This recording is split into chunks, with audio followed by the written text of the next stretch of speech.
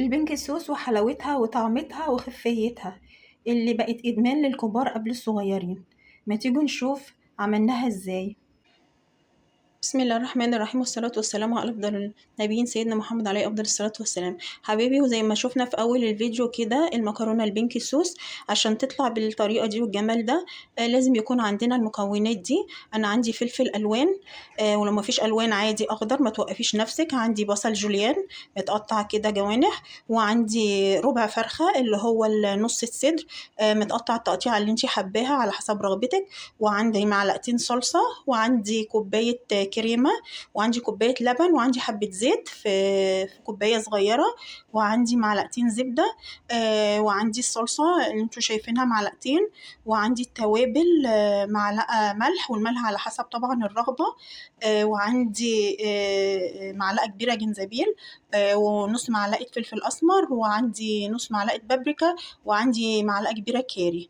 والتوابل ديت على حسب. أنا المقادير اللي أنا بقولها دي لكيس مكرونة 400 جرام أو 350 جرام، إنما أنا يمكن مزودة الكمية عشان أنا هعمل مكرونة أكتر. وبالنسبة أنا عارفة إن انتوا اتخضيتوا بالنسبة للكريمة. الكريمة بتاعة الطبخ ديت أنا مش بجيب العلب اللي هي طبعا احنا عارفينها غالية جدا جدا، فبصراحة أنا ما بجيبهاش. أنا بتصرف وبجيب اللي هي الكريمة اللباني اللي هي عند السوبر ماركتات الكبار دول، يعني مثلا زي فتح الله والكلام ده. فبجيبها اللباني النباتي كمان مش الحيواني، بتبقى ارخص، وعشان هي بتبقى سميكه شويه فبزودها بخفها شويه باللبن. فهي دي يا حبايبي الحاجات اللي احنا محتاجينها مع طبعا المكرونه المفضله بالنسبه لك. فيلا نشوف بقى الطريقه حبايبي. وزي ما انتوا شايفين انا جبت الطاسه بتاعتي وحطيتها على النار، وهبدا احط فيها حبه الزيت اللي انا مجهزاهم دول، بس انا حطهم عشان خاطر الزبده ما تنحرقش.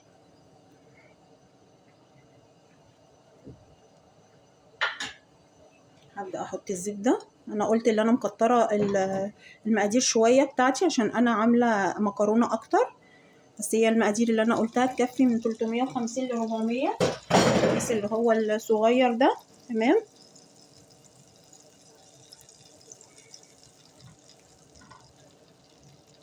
أول بقى ما الزبدة تسيح حبايبي كده، الزبدة ساحت، فهحط البصل،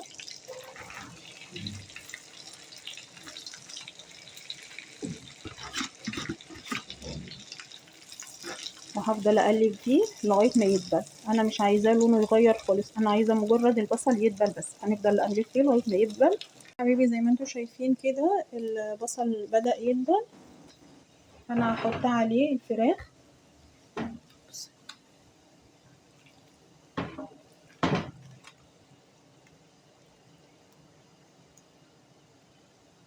كده حطينا الفراخ، وهنبدأ نقلبها،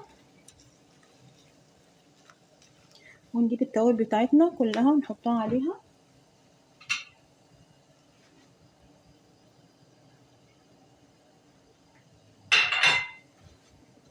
وبرضو نقعد نقلب فيها كده. قلبنا الفراخ كويس مع التوابل والبصل، نسيبها بقى نغطيها لمدة 3 دقايق على نار متوسطة، وبعدين نرجع لها تاني. كده عدى على الفراخ حوالي 3-4 دقايق وشفناها. هنضيف دلوقتي الفلفل،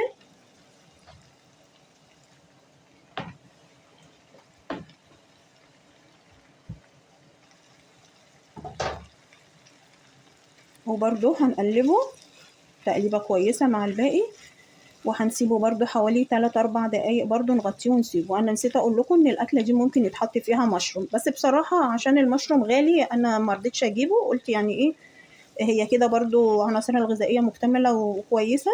فالمشروم لو حد عنده او جابه بيتحط بعد الفراخ قبل الفلفل، برضو بياخد له 2-3 كده وبعدين يتحط عليه الفلفل. بس انا بصراحه ما رضيتش اجيبه، يعني لقيته اوفر سعره قوي، فقلت لا كفايه الفراخ والفلفل الالوان. فاحنا قلبنا كده وهنسيبها برضو 3-4 دقايق وبعدين نرجع لها تاني حبايبي. كده هنبدأ نحط الصلصة بتاعتنا ونقلبها برضو.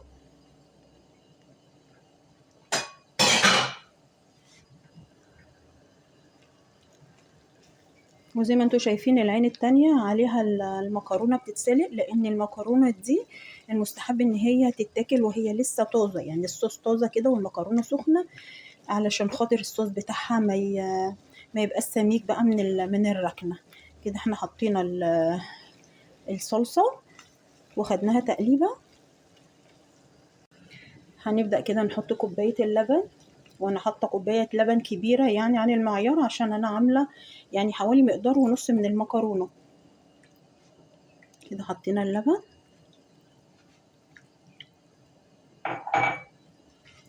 وفي ايدينا على فكره لو محتاجين صوص بنزود لبن في الاخر، يعني دي في ايدينا. هنبدا كمان نصب كوبايه الكريمه زي ما انتم شايفين، انا مخففاها بلبن، حطيت لها حوالي ربع كوبايه لبن وخففتها بيه عشان تبقى زي الكريمه اللي هي الجاهزه اللي في العلب دي. ماشي، هحط كوبايه الكريمه.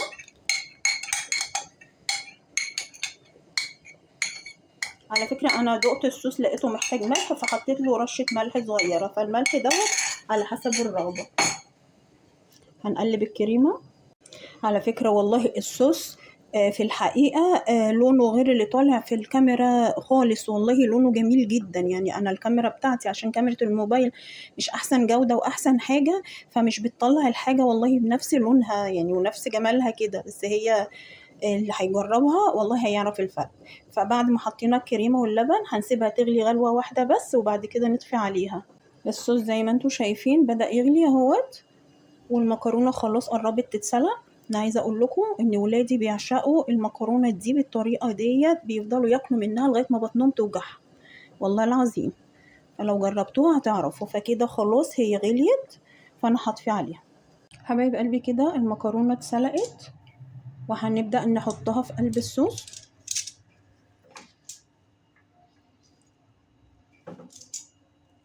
وبعدين هنولع عليها نار متوسطة كده يا دوبك، بس يعني ايه تتشرب منها حاجة بسيطة. احنا بنحط من المكرونة ونقلب لغاية ما نشوف تمام، عشان برضو يبقى فيه صوص. مش لازم نحط المكرونة اللي احنا سلقينها كلها، على قد ما الصوص يبقى زي ما احنا عايزينه. انا زودت حبة تاني اللي فوق الوش دول، هبدأ برضو ان انا اشربهم بالصوص. كل دوت النار ولع على نار هادية كده، مايلة يعني متوسطة مايلة للهادية، بحيث برضو ان الصوص ما ينشفش مني. هو لسه فيه صوص كتير اهو تحت، لان انا زي ما انا قايله لكم ولادي بيحبوا الحاجات اللي هي فيها الصوصات ديت، صوصات زياده، فده بيساعدني ان انا ازود بقى الكميه.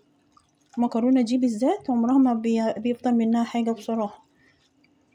زي ما انتم شايفين كده انا حطيت المكرونه اللي في المصفى كلها.